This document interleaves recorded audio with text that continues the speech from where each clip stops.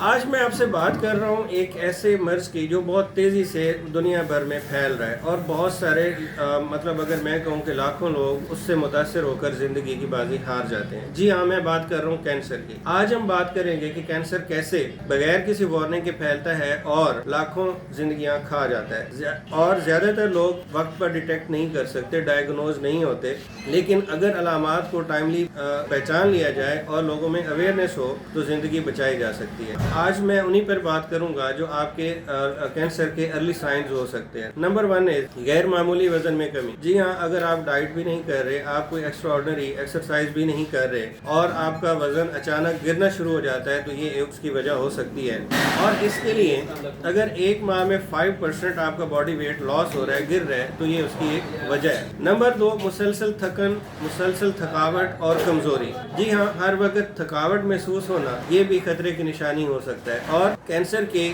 Growth کے لیے جو استعمال ہو رہی ہے ایکسٹرا انرجی، وہ آپ کی باڈی کو نہیں مل رہی، جس کی وجہ سے آپ کو بار بار آپ کو تھکاوٹ کا احساس رہتا ہے۔ اور اگر معمول کی نیند اور نیوٹریشن کے باوجود بھی کمزوری رہے تو فوری طور پر اپنے ڈاکٹر سے رجوع کیجیے۔ نمبر 3، جلد کے نشان یا جلد کے نشانات جو آلریڈی ہیں ان کے اندر تبدیلی ہونا۔ اسکن کی اچانک رنگ اور سائز اور شکل میں جو اس کے مارکس ہیں یا اسکن کے سپاٹس ہیں یا جو مولز ہیں، ان کے اگر سائز میں تبدیلی ہو جائے، ان کے اچانک رنگ میں تبدیلی ہو جائے تو یہ بھی ارلی وارننگ ہو سکتی ہے۔ ہر ماہ اپنی جلد کو چیک اپ کروائیں، فالو اپ کریں۔ اور نمبر 4 ہے غیر معمولی خون کا بہنا۔ جی ہاں، اگر پیشاب، ٹول یا کھانسی کے ساتھ خون بہ رہا ہے تو یہ بھی ایک اس کی وجہ ہو سکتی ہے، اور یہ کینسر کی ارلی سائنز میں سے ایک ہو سکتا ہے، اور ایسی صورتحال میں فوری طور پر اپنے ڈاکٹر سے کنسلٹ کریں۔ نمبر 5 ہے مسلسل درد اور سویلنگ۔ جی ہاں، اگر جسم کے کسی حصے میں غیر معمولی سویلنگ رہ رہی ہے یا درد جو آرام اور دواؤں سے بھی ختم نہیں ہو رہا تو یہ بھی ایک خطرے کی بات ہو سکتی ہے، یہ بھی ایک ارلی سائن ہو سکتا ہے کینسر کا، اس کو اگنور نہ کیجیے۔ نمبر 6 ہے